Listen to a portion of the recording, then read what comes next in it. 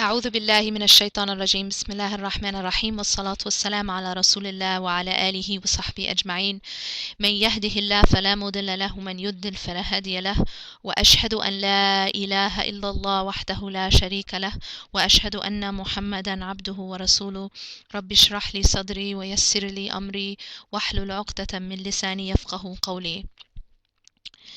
Now there are, as Allah subhanahu wa ta'ala tells us, there are two groups of people. There are the people who do not look forward to a life beyond this life. These are the people who think that this life is all there is, and they either don't believe in another life or don't look forward to another life.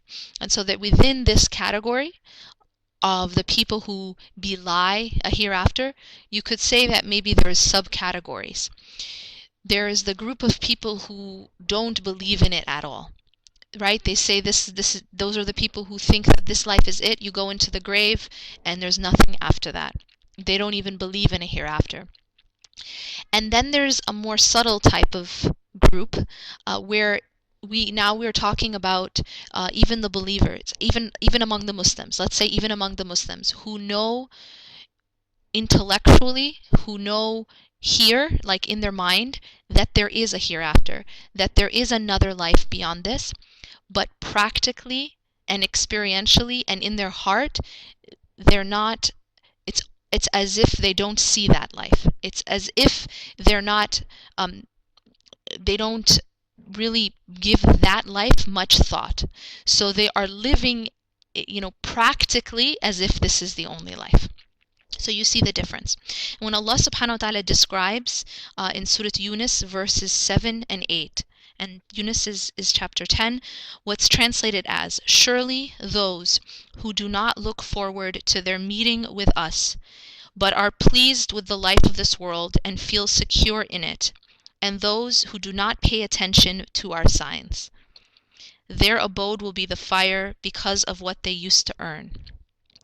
This is these are very powerful ayat.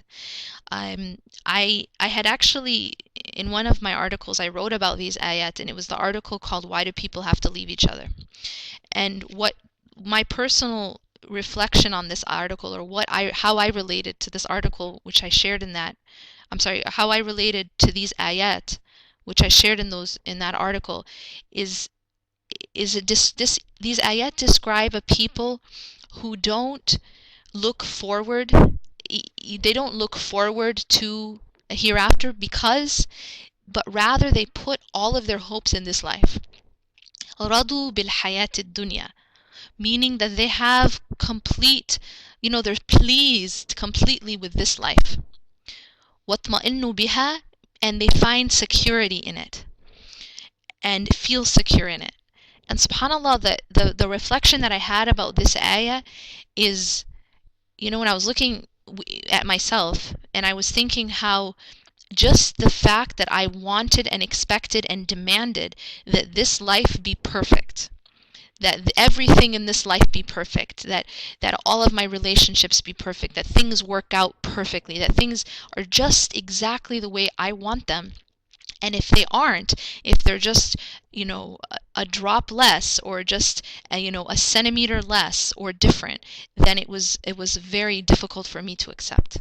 And the concept of being very disappointed because we have such high expectations of dunya, such high expectations, as if, it's as if, it's not literally the case, but it's as if this is our chance, it's as if this is our one chance to get what we want, and so we want to maximize it. And that whole mindset is wrong, because this isn't our only chance to get what we want. This isn't our only chance. We think it was a very unspoken type of putting so much hope in this life, in the sense of, for example, if you have a particular relationship and you expect that relationship to be perfect, and you expect so much out of that relationship, and you keep, you basically give all of your energy and all of your focus into making that perfect, into making that the way you want it.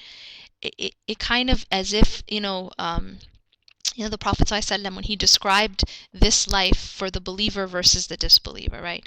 And when he said that this life is like a prison for the believer and is a paradise for the disbeliever. Why would it be a prison for the believer and a paradise for the disbeliever?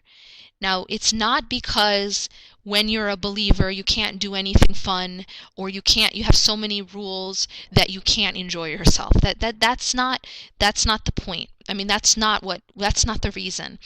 Because when we talk about the true happiness, it can only come from the remembrance and nearness to Allah in this life. So it's not talking about that, but rather it's talking about, when someone thinks that this is all there is, this is the best it gets, and puts all their hope into this life, then it's like they tell themselves this is all there is, so this is their paradise. What's a paradise? A paradise is the best it gets for you. The paradise is the best it gets for you. So for those people who disbelieve, this is the best it gets for them. You get what I'm saying? So it's a paradise because there's nothing for them. This is obviously this is the best they get. If the hereafter is a'udhu billah, Jahannam or hellfire, then this is a paradise in comparison to Jahannam. Similarly, or rather on the other hand, for a believer, does a believer go through this life and just have misery and just be, it's just, everything is haram and I can't do anything and that's why it's a prison? No, that's not it. But even if you think about the greatest pleasure in this life, what's the greatest true pleasure in this life? What's the greatest real happiness in this life? In what? What type of love or what type of experience would give the heart the most rest? Love for the sake of Allah. Love of Allah subhanahu wa ta'ala being the source, right? So the remembrance of Allah subhanahu wa ta'ala says, أَلَا بِذِكْرِ اللَّهِ تَطْمَئِنُّ الْقُلُوبِ. Indeed, in the remembrance of Allah do the hearts find that peace and satisfaction. That true happiness only comes from the remembrance of Allah, right? So even the greatest happiness of this life, which is the nearness to Allah, the remembrance of Allah, even that happiness, you're still not with Allah completely. You still can't see Allah subhanahu wa ta'ala with your eyes. You still can't, be with Allah as you could in the hereafter. So still, it's like a prison. You see? Because you can have so much more, and you'd rather be with Allah subhanahu wa ta'ala entirely. So that's why it's a prison, because in comparison, this life, in comparison to the next, for the believer, is like a prison. Whereas this life, in comparison to the next, for a disbeliever, is a paradise. So when this ayah describes those people, they are pleased with the life of this world and they feel secure in it. And those who do not pay attention to our signs. If you see here, now there's a consequence. When you think that this life is it, or you put all your hope in this life, and you feel like totally secure in this life, you want to maximize all pleasure in this life, you basically want to make this life into a paradise because it's the best it gets in your mind, then you also, as a consequence, don't see the signs of Allah subhanahu wa ta'ala. This next part says, and those who do not pay attention to our signs. So if you're so distracted by this life, you're not actually going to be able to see through the illusion of this life to the signs of Allah subhanahu wa ta'ala. Well, what are the signs of Allah subhanahu wa ta'ala in this life? Give me an example of a sign of Allah subhanahu wa ta'ala in this life. Okay, the mountains. What else? Ocean. Animals, humans. So creation. Day and night. So you guys are all mentioning things in the universe that are signs. And Allah subhanahu wa ta'ala says, إِنَّ فِي خَلْقِ السَّمَاوَاتِ وَالْأَرْضِ وَاخْتِلَافِ اللَّيْلِ وَالنَّهَارِ لَآيَاتٍ لِأُولِي الْأَلْبَابِ. So the creation of the heavens and the earth, إِنَّ فِي خَلْقِ السَّمَاوَاتِ وَالْأَرْضِ وَاخْتِلَافِ اللَّيْلِ وَالنَّهَارِ, and the alteration of night and day, are signs for those who are ulil albab, those who reflect, those who have like inner. It's not really a good translation, but pardon. See, that's the thing. A lot of times when this ayah is translated, ulil albab, ulil albab, it's usually translated as those who have intellect or those who reflect. It denotes all those things, but literally, the word lub, like ulil albab, literally means those who have lub, the people of that have lub, and I asked one of the sheikh about what's the meaning of lub, because I'm trying to understand. Allah subhanahu wa ta'ala is saying here that these signs in the heavens and the earth, they're only going to be understood really by this particular group of people, ulil albab. So who are they?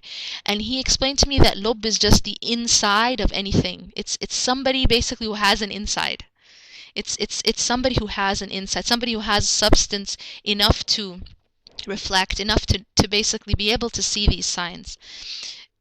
So the understanding that I got was, somebody who isn't just, on the surface. If you just see things on the surface, or you're someone with no substance, no inner part, then you're not going to notice. Everything is just what you can, see on the surface.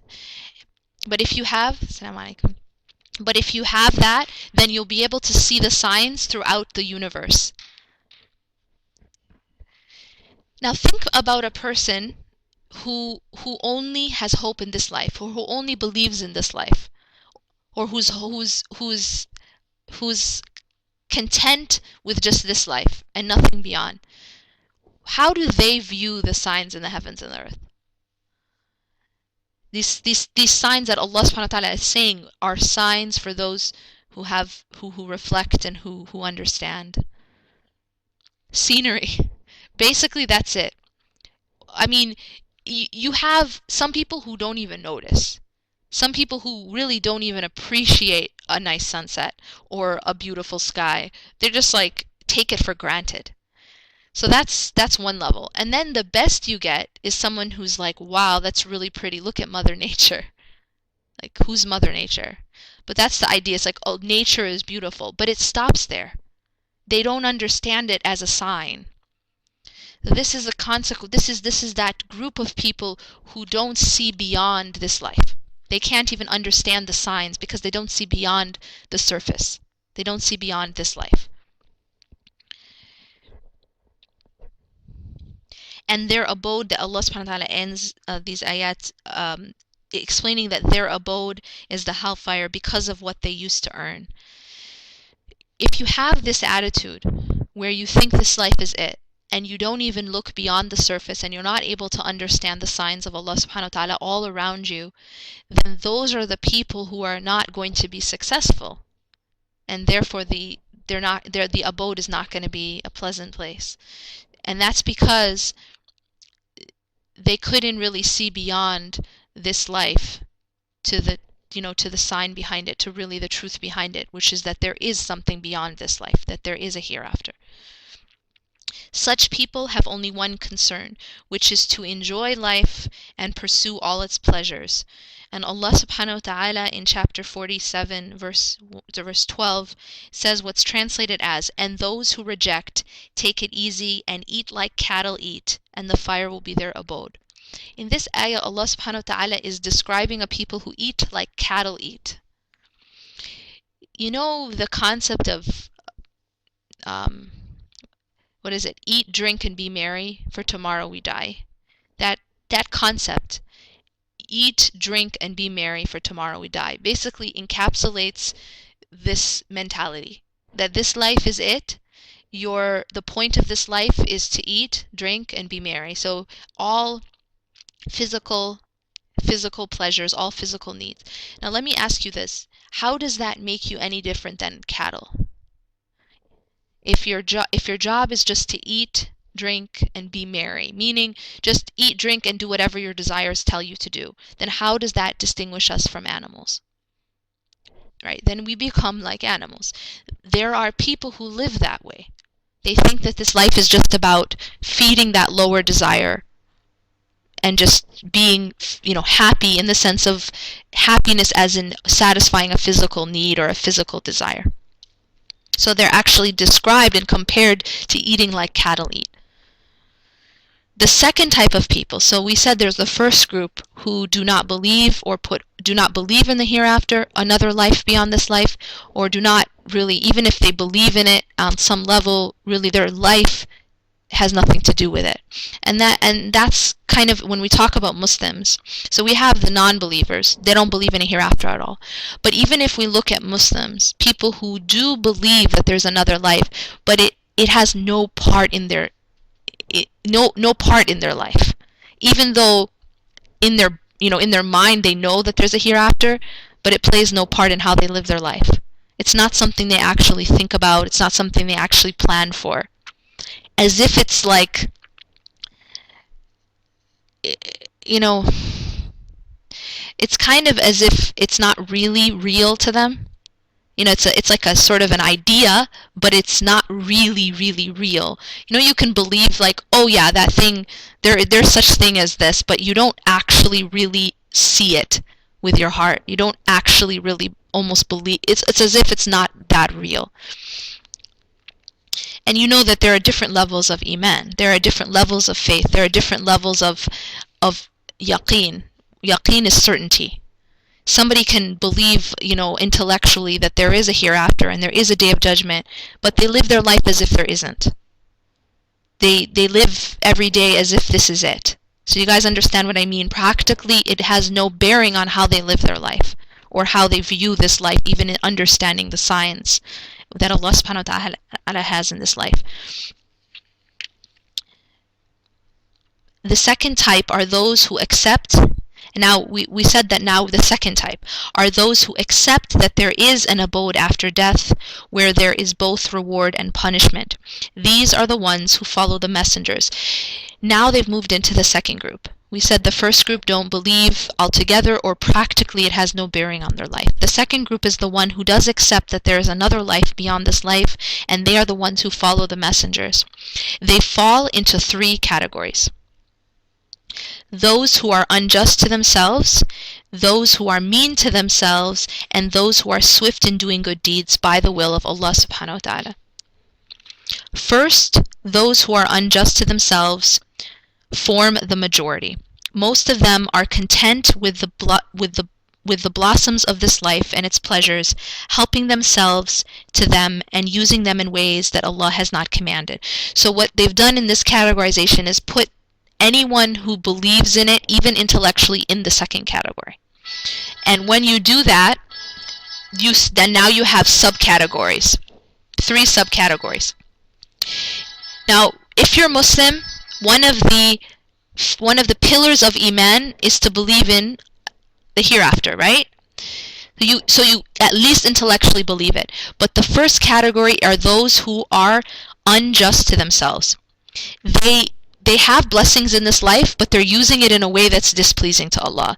So they're given health, they use it in a way that's not pleasing to Allah. They're given beauty, they use it to get, they show it in a way that Allah subhanahu wa ta'ala has not commanded. They use it to get things, they use so when you think about a person, for example, who goes on display or displays their body, right? Or even does it for money, whether they're modeling or they're acting, whatever they're doing, but they're using their body or their beauty in order to display it and get money or whatever they're doing. What are they using to do that? They're using a blessing that Allah subhanahu wa ta'ala has given them. Because their body, their money, their beauty is a blessing from Allah subhanahu wa ta'ala.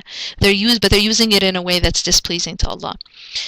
And by the way, anytime we displease Allah subhanahu wa ta'ala, we're using a blessing to do it.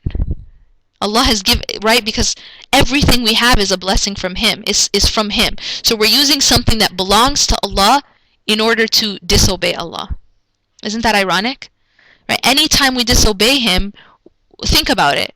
When you're using your body parts to disobey Allah, who gave you those body parts?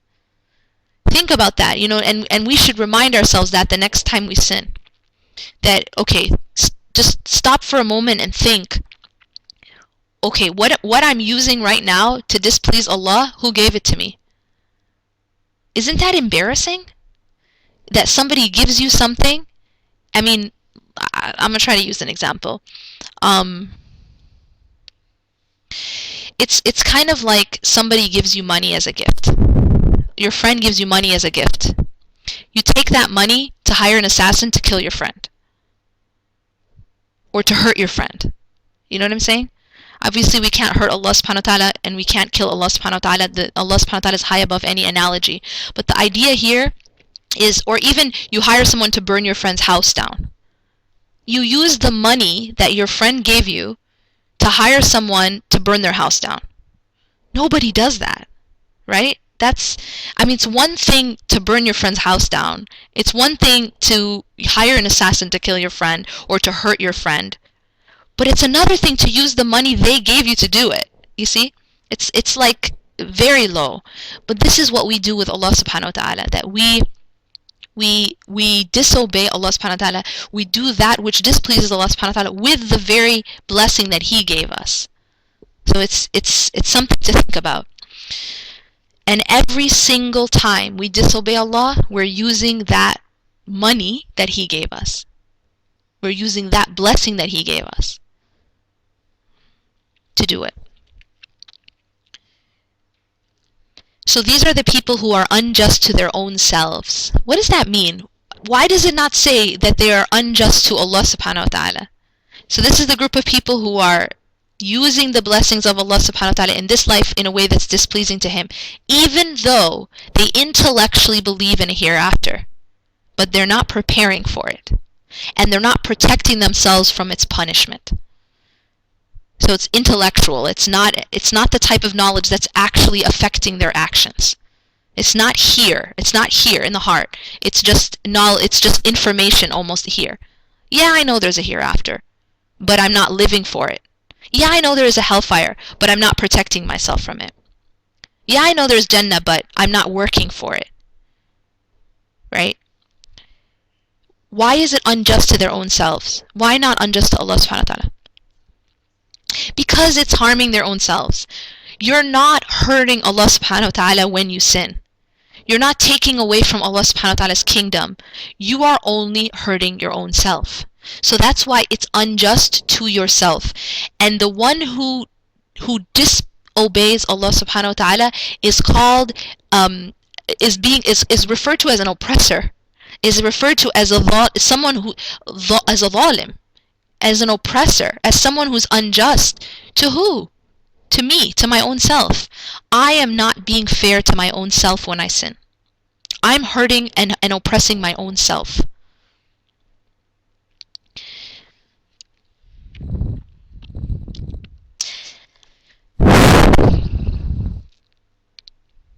The world appears to them to be their greatest concern, and with it they are satisfied. They only love and hate for its sake.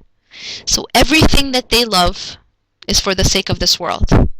Everything they hate is for the sake of this world.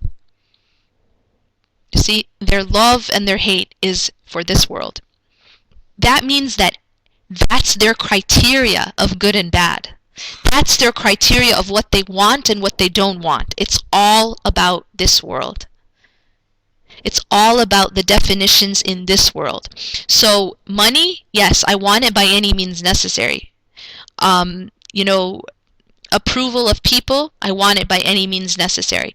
My desires, I want to fulfill them by any means necessary. It's all this life. And what they want is all by this life. What they hate is all, something like sacrificing for the sake of Allah subhanahu wa ta'ala, leaving a sin even if I am attached to the sin.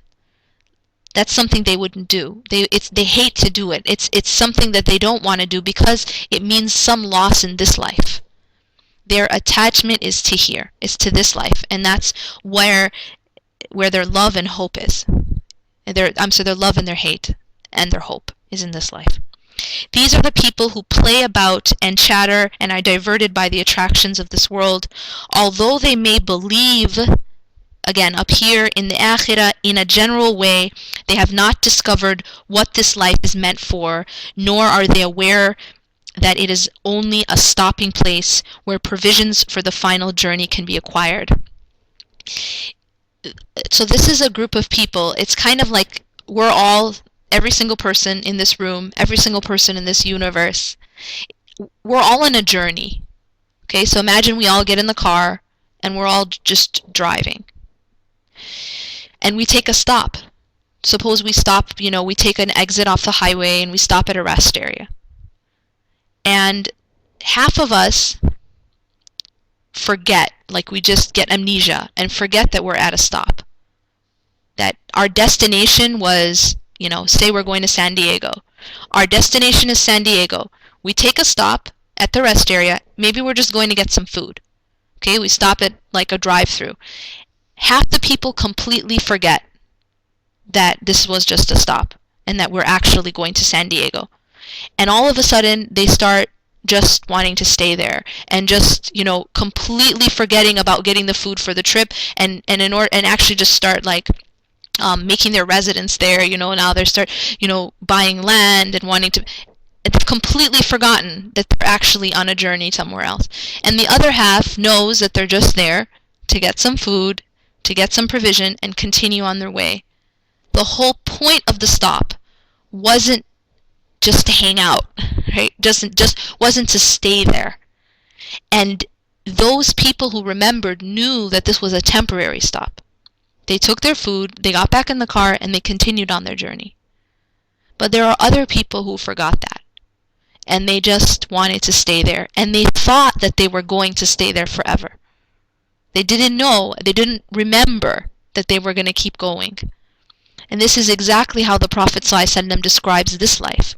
And he says in one hadith, when he says, I'm like a traveler who stops in the shade of a tree for a while and then continues on his journey.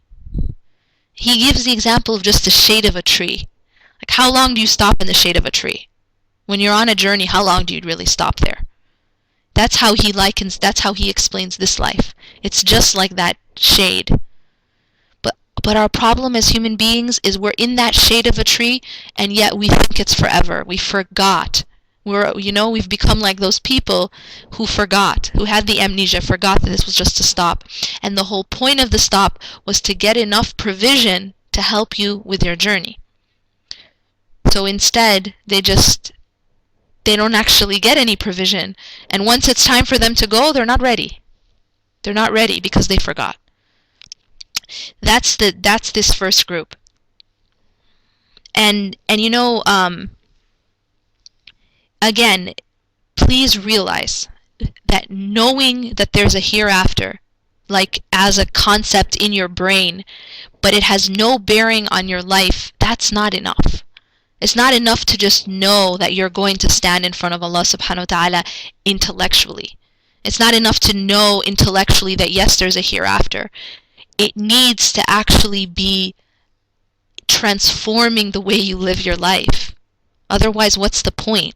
It's not just a story. It's not just information like, multiple choice question, is there a hereafter? You got it right. It's not the point. The point is for it to transform the way you live in this life, and what you love and what you hate and what you do and what you don't do. And if it doesn't have that transformative effect, then it isn't truly knowledge. You don't truly know that you are going to stand in front of Allah subhanahu wa ta'ala. Because if you truly see that with your heart and you truly know it, it will transform the way you live. You can't know that my destination is San Diego, know it truly and remember it, and not get back in the car. Yeah, you have to it really has to have an effect on the way you live your life.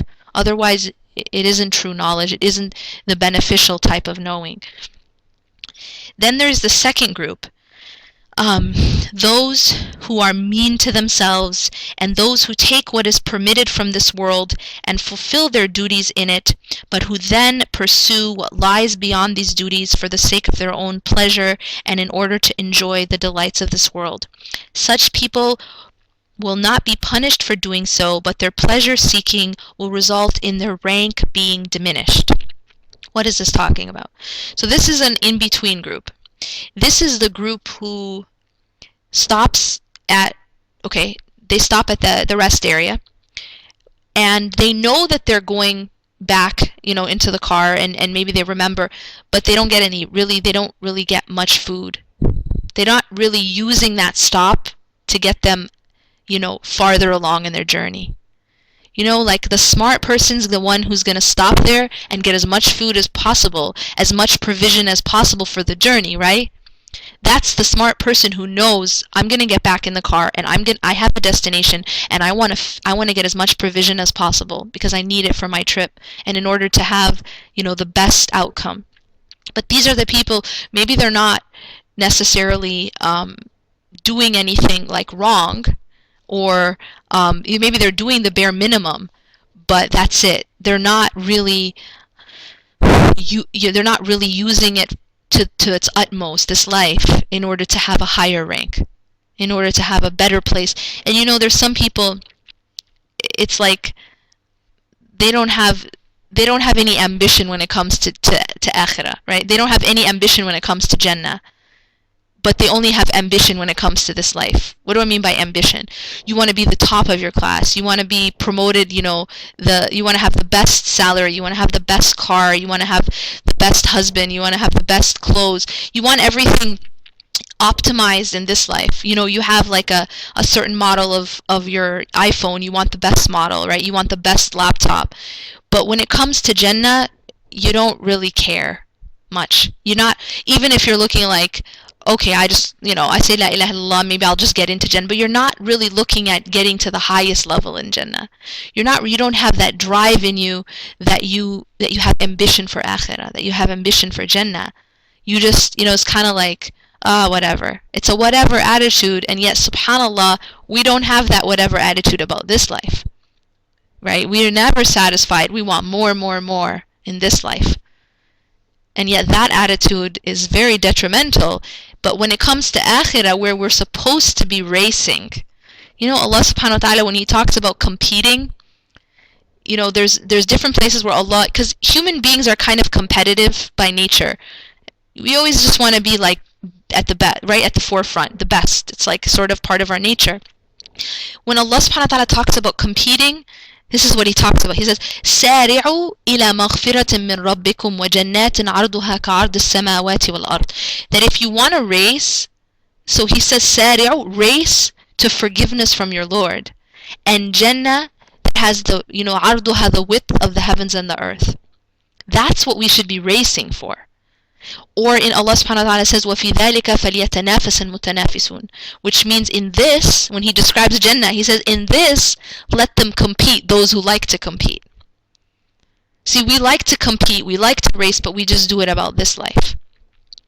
You understand? So Allah subhanahu wa ta'ala is telling us that the things we should be competing about and racing for are the next life. But we have it flipped. We're very satisfied with, just minimum in akhirah. Umar ibn al-Khattab radiallahu anh said, if it had not been for the fact that my station in the garden might be diminished, I would have imitated you in your life of ease. But Allah had warned some people by saying, what's translated as, you squandered the good things that you had in the life of this world, and you sought contentment in them. And that's chapter 46, verse 20. So here Umar radiallahu anh and these great people, their focus was their destination. And they used this life to take them to the best, level of that destination. That's what their focus was. Their focus wasn't getting real comfortable in this rest area, in this like fast food joint. That wasn't their thinking.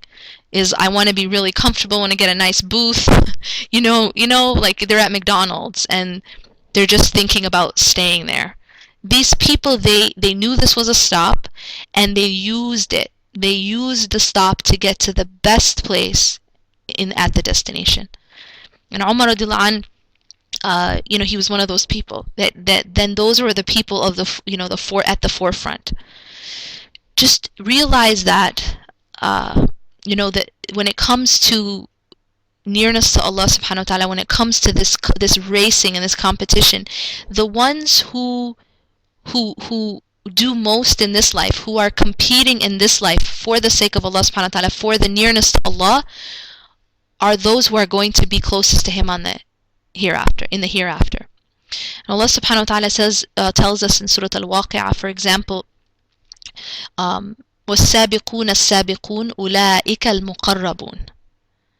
As-sabiqun are those who are, like, this is like a race. As-sabiqun are the ones who are at the forefront, at the foremost. These are the people who are not just doing the minimum, but they want to be at the forefront of work, of ibadah, of striving for Allah subhanahu wa ta'ala. In this life, Allah says that those people who are at the forefront in this life, أُولَٰئِكَ الْمُقَرَّبُونَ, they are the ones who are the nearest to Allah in the next life. They're muqarrabun. Muqarrabun means near, the near ones. So you're at the forefront in this life, you be the nearest to Allah subhanahu wa ta'ala in the next life, inshallah. Third, those who are swift in doing good deeds are the ones who understand what this world is meant for, and they act accordingly. They know that Allah subhanahu wa ta'ala has only put His servants in this world in order to see which of them are best in deeds. You know, Allah subhanahu wa ta'ala tells us there's only one single reason why we were put in this world. Only one single reason why we were put on this earth. Why Allah subhanahu wa ta'ala created, death and life.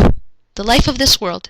He says in Surah Al-Mulk, أعوذ بالله من الشيطان الرجيم بسم الله الرحمن الرحيم تبارك الذي بيده الملك وهو على كل شيء قدير الذي خلق الموت والحياة ليبلوكم أيكم أحسن عملا. It's He who created death and life in order to test you. Which of you are best in deeds? Like, it's, subhanAllah, that's the reason why He created this whole life. This life, meaning dunya. This life of this earth is to test us which of us are best in deeds. You know, if you really realize that, you're going to act very differently than if you think that you're just here to have fun. You're just here to eat, drink, and be merry, right? Then you're going to act very, very differently. You're going to live this life very differently. And subhanAllah, we have the most beautiful examples of people who really walked this earth with that understanding, right? The prophets, peace be upon them all, the companions, and the tabi'un, and the great people who really saw this life for what it is. That it's just to test us who is best in deeds. It's just that time to get provision for the path or for the journey to Allah subhanahu wa ta'ala. It's just that stop in the shade for a while.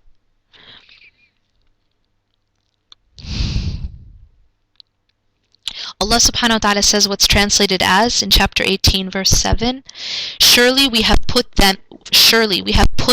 what is on the earth as a glittering show so that we may test them as to which of them have the best actions. Look how Allah subhanahu wa ta'ala describes this life. When Allah describes this life many, many times, He talks about this life as mata' al-ghurur, for example. Mata' al-ghurur, chattel of deception, right? This zina, like zinat al-hayat al-dunya. Allah subhanahu wa ta'ala describes the zina of this life. Zina is like something you use to adorn something, to beautify, to decorate.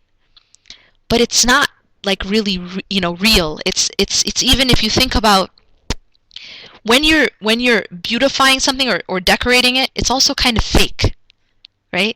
Like you think about, when we beautify our face, we put makeup on, but it's kind of like a fake, right? It beautifies the face, but in sort of a fake way.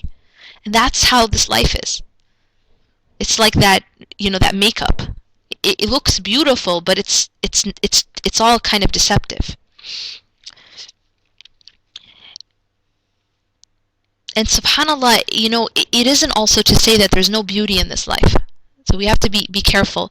It isn't to say there's no beauty in this life, but the true beauty that is found in this life is found in the obedience to Allah subhanahu wa ta'ala. It's not in the fake glitter. That's the point. That the things that catch people's eyes and catch people's attention and the types of things that people are attracted to in this life are what's fake. That's the fake stuff.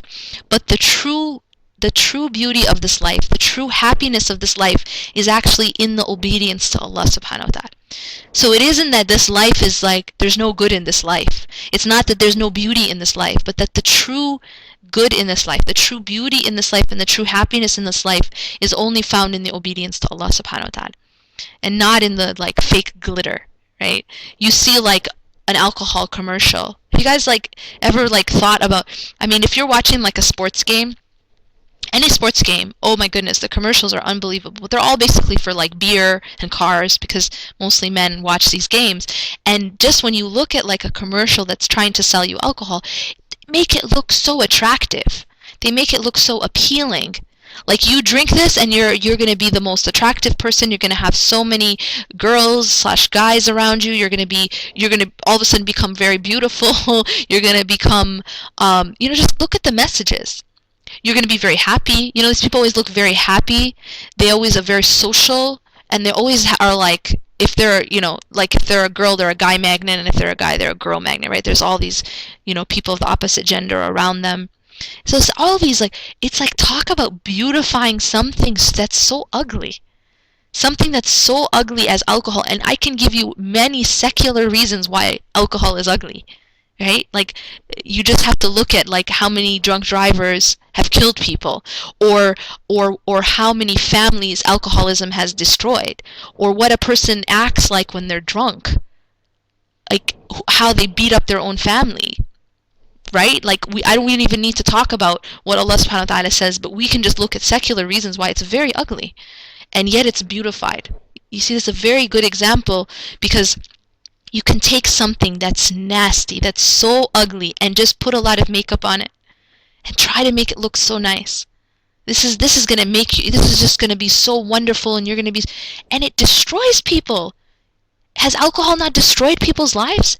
Like, we see it. We don't have to like pretend. We don't have to imagine it. We see it in this country, how it has destroyed people. It's destroyed people's lives. It's destroyed families.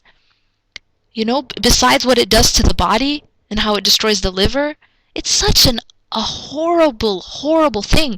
And when you look at how a person acts when they're drunk, it's like, how could that be something pleasant, to act like, kind of like as if you're subhuman, to lose the capability of basically what makes you human, what makes you different than an animal. The fact that I have my brain intact, I have my mind intact, and I can act different than an animal.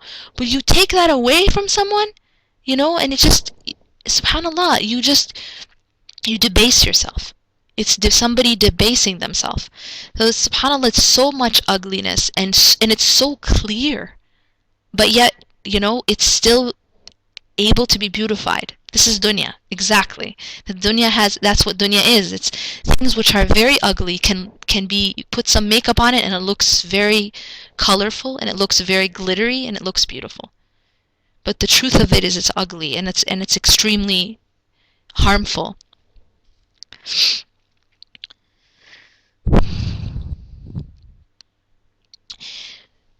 So Allah subhanahu wa ta'ala in that ayah, He says that we've put on this earth, put what is on this earth as a glittering show in order to test you. Again, it comes back to that. See, your test is that you have to be able to see through the glitter. You have to be able to see through the makeup to the truth of it, to the real signs of Allah subhanahu wa ta'ala. Even the concept of dating, like we live in a culture where dating is completely normalized. Even among some Muslim young people, it's like normalized, right? But even when you look at that institution of dating, okay, let's look at it. It's something that, the relationship outside of marriage, everywhere you look, it's glamorized, right? It's completely, the makeup is there, the glitter is there, right? It's something that's it looks like something so attractive, whether it's in movies or TV. I mean, everywhere you look. And yet, if you really look at it and you really study it, well, let's think about what's happening. Well, let's look at for example, when you look at sexual abuse, or sexual assault rather, sexual assault. Let's just look at statistics. The majority of sexual assault happens by whom? Do you guys know? Someone that the girl knows. It's date rape, basically. Date rape, meaning that it's somebody who you are on a date with, or someone that you know, or someone you dated, and that's how it happens. Alcoholism. Okay, a lot of times it also happens. Why? Because of the girl she's drunk, or the guy is drunk. So again, alcohol, right? Dating. What else happens? Well, look at the even for a girl, you talk about this whole institution of dating, and you look at how unjust it is to the girl. Because basically the girl in this system, she gives everything. She sleeps with somebody with no commitment. But then what? Who ends up getting pregnant? The guy or the girl? The girl. Who gets stuck with the baby? The guy or the girl? Who has to then decide what to do? Have an abortion or raise this child alone? Be a single parent. It's the girl. So you think about this institution again for girls too. It's something that looks so attractive, but you know what? When you really look at it, it's the girl who is really oppressed by the system. The system of dating, completely oppressive to women. I mean, it's a very oppressive system to women, because basically the guy's getting whatever he wants, and he doesn't have to be responsible for any of it. He doesn't need to give you any commitment. There's no concept of you have to be married in order to be able to have this relationship with this girl. So that, again, this is something which is so beautified. And it's something that we, even Muslims, start to seek it. And yet, when you really look at it, again, just from secular standpoint, and you look at the assault, the sexual assault, the pregnancy, the single moms, all of these things, these are not attractive things. These are things that are, that ruin and destroy people's lives. Even the emotional aspect of it. I'm just going to just talk about that for a moment. Can you imagine being so attached to someone that can walk out on you any moment, just like that? I mean, forget like signing divorce papers and going, it's so easy. So you're in this institution of dating where at any moment someone can walk out on you. Can you imagine if that was your husband? Like, imagine if you obviously, okay, think about it. When you're dating, you do everything that a husband and wife do, right? Sometimes you even live together. But there's still no commitment.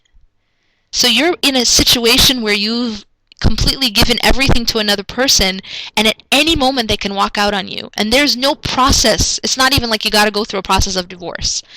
It's just like, see you, I'm out. I mean, I personally cannot imagine being in that situation. To think that for all practical purposes, your husband can leave you tomorrow, can leave you tonight. Complete insecurity. I mean, I can't imagine what that would be like. You have this whole life with this person, exactly like a husband and wife. No difference. You live in the same house sometimes. You share everything you share that a husband and wife do. But the guy can, or the girl can just split. There's no commitment. Pardon? Yeah, no, yeah, it's very oppressive. It's on so many different levels. It's just, emotionally, psychologically, socially, every time. And then what about the STDs? What about sexually transmitted diseases? Also a consequence of what? Of these relationships outside marriage. I mean, isn't that what spreads these diseases? So look at it. This thing that, again, looked so beautiful and glittery and attractive, look at, when you really get down to it, how ugly it is. Right? I mean, on every level. That's the point, that this dunya is just like that. That's what this dunya is. It can make a thing that is so ugly look beautified.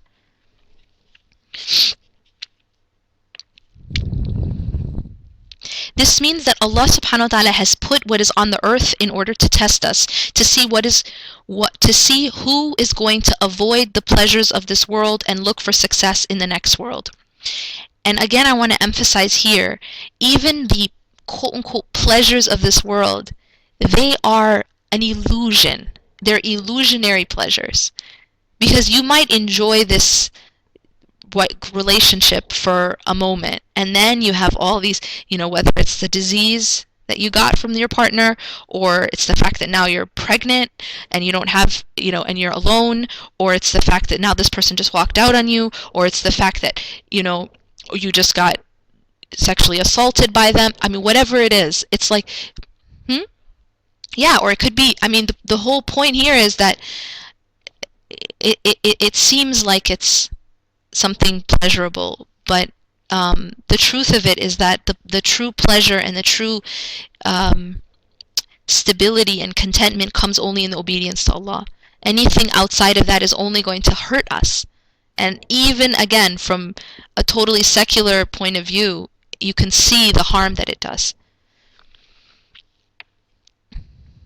Allah subhanahu wa ta'ala says in another ayah, chapter 18, verse 8, "And surely we shall turn what is on it into a heap of dust." And this is talking about the whole of dunya, that everything on this earth will be reduced to a heap of dust. "Those who race to do good deeds only take from this world whatever provisions are necessary for the journey. The Prophet ﷺ said, 'What have I to do with this world? As regarding this world, I'm like a rider who rests in the shade of a tree,' and then continues on his journey and leaves it. The Prophet ﷺ also said to Ibn Umar, 'Be in this life as if you are a stranger or a wayfarer.' Kun fi dunya ka'annaka gharib. Be in this life as if you're a stranger or a wayfarer. Whenever the intention behind taking pleasure in what is halal is the obedience and worship of Allah, then the enjoyment of such pleasures is regarded as an act of obedience for which the servant is rewarded." SubhanAllah, look at this. Allah subhanahu wa ta'ala is so merciful that even when a person is enjoying something or doing something pleasurable, but it is out of obedience to Allah. So for example, we talked about the relationship outside marriage, and we said how harmful that is on every level. When you have that same relationship inside of marriage, it turns from something which is harmful to you on every level into an actual act of obedience. And the same act itself, the intimacy, turns from being something that is like killing you, something that is harming you, to something that is actually considered ibadah. And the Prophet ﷺ describes that the intimacy between a husband and wife is like a charity. It's an actual act of worship to Allah subhanahu wa ta'ala. And actually the companions were very surprised to hear that. And they said that, how is it that we do something pleasurable and we're rewarded for it? And subhanAllah, the answer of the Prophet ﷺ was so beautiful, because he said, if you had done it in a way that was displeasing to Allah outside of marriage, would you not be punished for it? So if you do it in a way that is according to the commandment of Allah, should you not be rewarded for it? So subhanAllah, the mercy of Allah, that when the same thing is done within marriage, it's actually rewarded, because if it were done outside of marriage, it would be punished for. Everything can be that way if it's done for the sake of Allah subhanahu wa ta'ala, in the way that Allah subhanahu wa ta'ala prescribes, and in obedience to Him, even if it's something that we enjoy. As Mu'adh ibn Jabal radiallahu anh said, "I look forward to Allah's reward for the time which I spent asleep, just as I look forward to it for the time which I spent awake." Why does he say that? Why would he get rewarded for his sleep? How could someone get rewarded for their sleep? Okay, enough to continue what he needed to continue. Why is he sleeping, or what is his intention that he's put into the sleep?